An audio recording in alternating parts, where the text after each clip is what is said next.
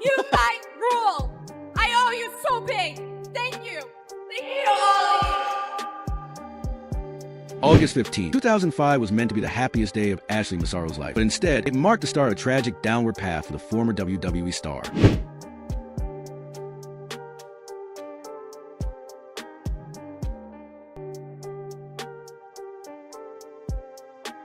Everything appeared perfect when Ashley Massaro won over millions of fans and became the first woman to win the WWE Diva search. She fit exactly what WWE wanted at the time: strong, confident, sexy, and powerful. But behind her emotional victory was a darker reality that would eventually cut her WWE career short. On paper, Ashley's run in WWE was brief but respectable. She worked high on the card and shared the ring with legends like Trish Stratus and Lita at different points. She also competed at WrestleMania twice, a major accomplishment. Her first appearance came after she posed for Playboy, earning a shot at the WWE Women's Championship in front of 80,000 plus fans against Melina at WrestleMania 23. Her second WrestleMania match took place at WrestleMania 24, where she teamed with Maria to face Melina and Beth Phoenix in a tag team bout. Ashley appeared to be slowly rising in the women's division, but then she suddenly vanished from WWE television. On July 9, 2008, her situation became clear when she was released from her WWE contract. Ashley later wrote on her MySpace page that she was stepping away from wrestling to care for her 7-year-old daughter, Alexa. While many fans understood, some questioned why she chose to leave entirely instead of taking time off. The real reasons behind Ashley's sudden exit did not fully come to light until more than a decade later. By 2016, the wrestling world had changed, and so had Ashley's life. Aside from fan conventions, her in-ring career was over, and the physical and emotional damage she suffered in the business had taken a serious toll. In November 2016, Ashley Massaro joined 50-plus former wrestlers in a class action lawsuit against WWE. The lawsuit included well-known names such as Jimmy Superfly Snuka, Joseph, Road Warrior Animal Laurinaitis, and Paul Orndorff. They accused the company of being responsible for repeated head trauma that led to long-term neurological damage. Ashley's involvement shocked many fans, as there had never been public reports suggesting injuries severe enough to end her career. In 2018, the lawsuit was dismissed after the claims were ruled frivolous or beyond the statute of limitation. An appeal was filed 2 years later, but sadly, Ashley Massaro was not part of it for one tragic reason.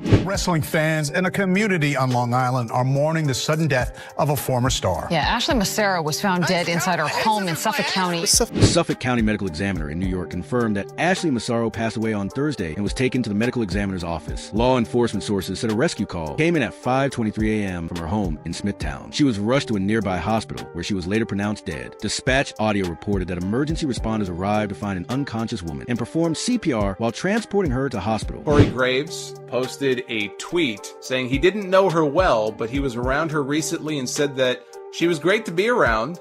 She's very bright, but he then talked about how the sadness and the hopelessness can be very real, and it helps to talk to somebody and tell them you love them.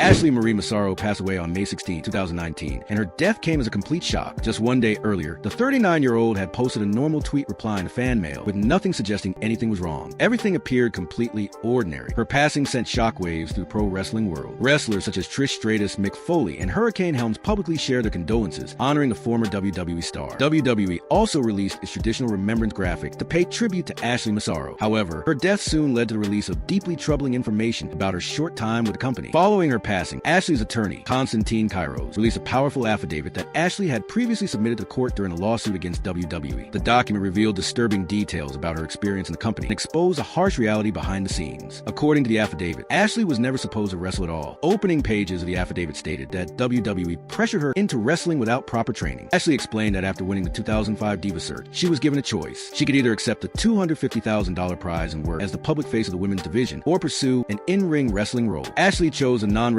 option, which was supposed to involve working as a spokesmodel for 1 year, not competing in matches. However, the very next week, Ashley was thrown straight into action and placed in a wrestling match without any training at all. She later claimed she was working 4 to 5 shows every week despite never being properly trained. As expected, injuries quickly followed. Ashley said she even asked Stephanie McMahon if she could be sent to WWE's developmental territory, Ohio Valley Wrestling, so she could learn how to wrestle safely. According to Ashley, Stephanie refused and told her that being taken off television could cost her spot on the roster. Feeling pressured, Ashley continued wrestling without training. This lack of preparation led to serious damage. Ashley suffered multiple concussions, a hairline fracture, and back injuries that later resulted in her being diagnosed with herniated discs at C4 and C5 in her neck. In her affidavit, she described several painful injuries that ultimately cut her career short. Still, Ashley claimed that the most troubling experiences during her WWE time involved Vince McMahon himself, Vincent Kennedy McMahon. The affidavit also addressed Vince McMahon's behavior toward women, something that had long been rumored. It was widely known that Vince openly pursued female talent, and years later, his career downfall would be linked to allegations that he paid around $12 million to 4 women over sexual misconduct misconduct claim. According to Ashley, she often saw Vince kissing other divas backstage, though at first he showed no interest in her. That changed after her Playboy photos were released. Ashley said Vince suddenly began paying attention to her and described a disturbing incident involving a hotel stay. She recalled that Vince tried to get her alone in his hotel room late at night, which made her extremely uncomfortable. She said he repeatedly called both her hotel room phone and her cell phone. Feeling uneasy, Ashley contacted WWE executive producer Kevin Dunn, explained what was happening, and was advised to tell Vince she was sick and would see him on television the next day. She followed that advice. However, Ashley claimed Vince did not accept rejection well after she made it clear she was not interested in it. She alleged that he began punishing her professionally. According to Ashley, this marked the start of Vince trying to damage and sabotage her WWE career. The former WWE chairman later began writing promos for Ashley, and according to her, those segments were designed to make her look bad on purpose. Still, as uncomfortable as her final years in WWE were, Ashley said there was one incident that was far worse than anything else she experienced in the company. This happened during WWE's Tribute to the Troops tour in 2007. Ashley was one of only 4 wrestlers chosen for the 2-week trip to Afghanistan, Kuwait, and Saudi Arabia. In her affidavit, she described a terrifying experience that took place in Kuwait. Ashley claimed that while on a military base, she was drugged and raped. She recalled being taken to a sick bay, where a man entered wearing an orange t-shirt and cargo shorts. She heard others mention that it was his birthday, and he introduced himself as a U.S. Army doctor. However, Ashley noticed that all the other doctors were wearing medical scrubs, which made her suspicious. The man was accompanied by a woman dressed in full military uniform. While Ashley was still in the sick bay, the man approached her and quickly inserted in full with an unknown substance into her arm, leaving her confused and vulnerable. Soon after, Ashley said the man and the woman in military fatigues moved her into another room that did not look like a medical area and placed her on a table. She claimed the woman stood guard at the door, while the man injected her with another substance that left her unable to move or cry out for help. Although she was fully conscious, her body was temporarily paralyzed, leaving her completely defenseless. Ashley stated that she was then violently assaulted, describing the experience as terrifying and unbearably painful. She said every moment felt endless, and she had never felt more helpless or afraid in her life. In her words, it was a living nightmare that stayed with her long after it ended. According to Ashley, the first person she confided in afterward was Maria Kanellis, who then passed information along to Jimmy Hart, Ron Simmons, and Gary Hart. That information eventually reached Vince McMahon, and Ashley described a meeting she had with Vince, Kevin Dunn, John Laurinaitis, and several WWE executives and lawyers. Despite the seriousness of the allegations, Ashley claimed business concerns took priority. She said WWE officials urged her to stay quiet because the company did not want to damage its relationship with the U.S. military. The claim sent shockwaves through the wrestling world. WWE quickly denied the allegations and stated they were false. However, Ashley's story was supported by her friend Cara Pipia, who publicly shared what Ashley had told her during an interview with News Nation's Ashley Banfield in February 2024. The most unexpected confirmation came from John Laurinaitis. In 2024, Laurinaitis admitted that he and others in the company were aware of Ashley's claims at the time. His attorney, Edward Brennan, released a statement acknowledging that the company knew about the allegation, while also denying claims that Laurinaitis personally helped cover up the assault. That Laurinaitis' statement claimed that, like other senior executives, he became aware of the allegations at some point and said WWE followed its internal procedures, including protecting the alleged victim's privacy. The statement strongly rejected the use of the term cover-up, insisting there was no plan to hide or assist in any alleged crime. WWE continued to deny the allegations. In June 2019, the Naval Criminal Investigative Service opened an investigation into Ashley Massaro's claims. The case was later closed due to a lack of evidence. According to the report, investigators spoke with several service members who were deployed to Kuwait at the time. They said they had no knowledge of a naval clinic at Camp Life Support Area and did not recall Ashley Massaro. The report ultimately rejected her claim, including statements from AUS Navy Lieutenant Physician Assistant and a servicewoman involved in patient administration, both of whom said the Camp Life Support Area clinic did not exist. The question remained, was Ashley Massaro lying under oath, or were WWE and the U.S. military denying the situation to protect themselves? Sadly, those answers may never be known. There is still a great deal of uncertainty surrounding the investigation, and Ashley's last chance for justice ended in January 2020. Because of this, the full truth behind Ashley Massaro's short WWE career may never come out. Still, despite all the controversy, Ashley was a charismatic and likable performer whenever she appeared on screen. Many fans remember her as a genuine and wholesome presence who was treated unfairly by a company that seemed to value her more for money than for her well-being.